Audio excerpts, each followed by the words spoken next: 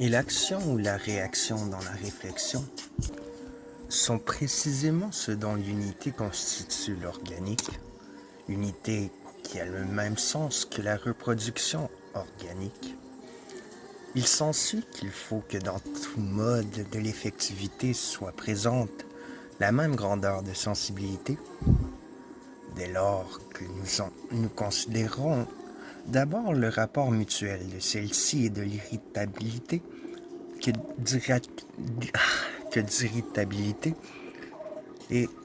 qu'un phénomène organique peut tout aussi bien être appréhendé et déterminé, ou si l'on veut, expliqué, en fonction de l'une qu'en fonction de l'autre.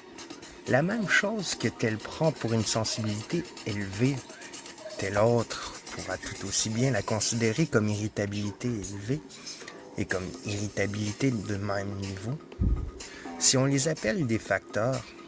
et que ce mot est censé ne pas être dépourvu de toute signification, on énonce par là même précisément que ce sont des moments du concept que dont l'objet réel,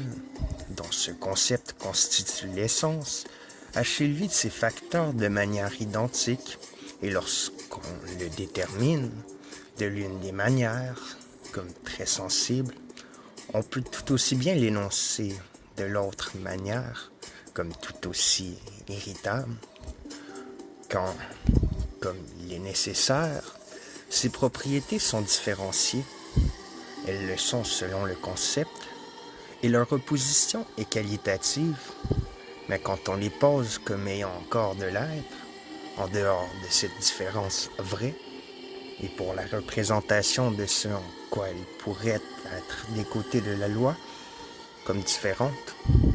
elles apparaissent alors dans leur diversité quantitative, leur opposition qualitative, caractéristique, passe alors dans la grandeur, et l'on voit naître des lois du genre de celles où, par exemple, sensibilité et irritabilité sont en grandeur inversement proportionnelles, en sorte que l'une s'accroît dans la proportion où l'autre diminue. Mieux, on prend la grandeur elle-même comme contenu, et la grandeur de quelque chose augmente proportionnellement à la diminution de sa petitesse, mais quand on donne à cette loi un contenu déterminé, en sorte, par exemple, que la grandeur d'un trou augmente à mesure que diminue de ce qui constitue le remplissement, on peut tout aussi bien transformer et exprimer ce rapport inverse en un rapport direct, où la grandeur du trou augmente de façon directement proportionnelle à la masse de ce qu'on retire pour le faire, proposition tautologique, qu'on l'exprime comme proportion directe ou inverse, qui dans sa formulation caractéristique signifie simplement ceci qu'une grandeur augmente dans la mesure où cette grandeur augmente, de même que le trou et ce qui le remplit et qu'on retire sont qualitativement opposés, mais sont, comme la réalité de ces deux termes, et comme la grandeur déterminée de celle-ci dans chacun d'eux, une seule et même chose,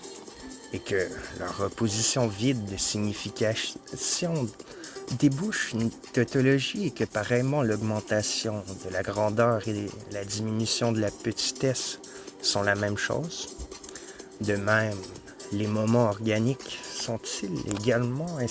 inséparables dans leur existence réelle et dans leur grandeur qui est celle de cette existence réelle? L'un ne diminue et n'augmente qu'en même temps que l'autre, car l'un n'a bonnement de signification que dans la mesure où il y a l'autre.